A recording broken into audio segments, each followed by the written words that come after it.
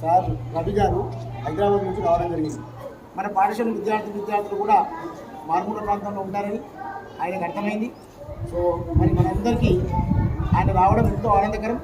మరి ఈ సంవత్సరం విద్యా సంవత్సరం 10వ తరగతి విద్యార్థులందరికీ కూడా ఈ పుస్తకాలు ఇవ్వడం కానీ మరి ఎగ్జామ్స్ టైంలో మీకు చేతులు అందించడం కోసం కానీ ఈరోజు రావడం జరిగింది. అదేవిధంగా ఇక్కడ ఇదే విధంగా ప్రతి సంవత్సరం 10వ తరగతి విద్యార్థులందరికీ కూడా ఇదే విధంగా నేను సహాయం చేస్తానని చెప్పి మాట ఇవ్వడం జరిగింది.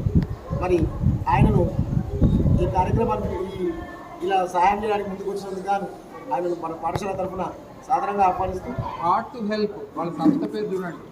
అంటే హృదయం ఉండాలి, ఎవరికైనా సాయం చేయాలంటే హృదయం ఉండాలి. మన దగ్గర ఉన్న ఏదైనా ఒక వస్తువును ఇతరులతో పంచుకోవాలంటే ఎంతో ఆలోచిస్తుంటారు. అందరూ తనలాంటి హృదయం ఉన్నటువంటి వాళ్ళని కొంతమంది కలుపుకొని మీలాంటి పిల్లలందరికీ కూడా సేవ చేయాలని ఆయన ముందుకు రావడం జరిగింది.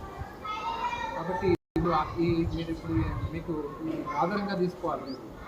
భవిష్యత్తులో మీరు కూడా బాగా చదువుకొని ఒక స్థాయికి వెళ్ళిన తర్వాత మరి ఎవరికైనా అవసరం ఉన్న వాళ్ళకి మేము కూడా ఏదైనా చేయాలనే ఆలోచన ఇప్పుడే రావాలి. అర్థమవుతుందా? అలాంటివి మంచి ఆలోచన వచ్చినప్పుడు తప్పకుండా అది అవసరం వాళ్ళకి ఉపయోగపడుతుంది. ఎందుకంటే ఈ నోట్బుక్స్ చదువుకోవడానికి రాయడానికి ముఖ్యంగా నోట్బుక్స్ అవసరం. కొంతమంది కొనుక్కోలేని పిల్లలు కూడా. కాబట్టి ఇక్కడ గ్రామంలో పేద విద్యార్థులే ఎక్కువ మంది ఉంటారు. ముందుగా పుస్తకాలు ఇద్దామని చెప్పి వారు ఇంత దూరం రావడం చేయము.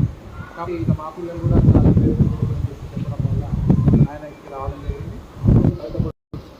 ఆధ్వర్యంలో గడపల్లి మండలం జెడ్పీహెచ్ఎస్ 10వ తరగతి చదువుతున్న విద్యార్థులకి ఒక్కొక్కరికి 7 నోట్బుక్స్ చొప్పున ఈరోజు ఈ యొక్క కార్యక్రమాన్ని ఏర్పాటు చేయడం జరిగింది. ఇవ్వడానికి ఈ జూన్ జూలై మాసం అంతా నోట్బుక్స్ ఇచ్చే కార్యక్రమాన్ని నిర్వహిస్తున్నాము.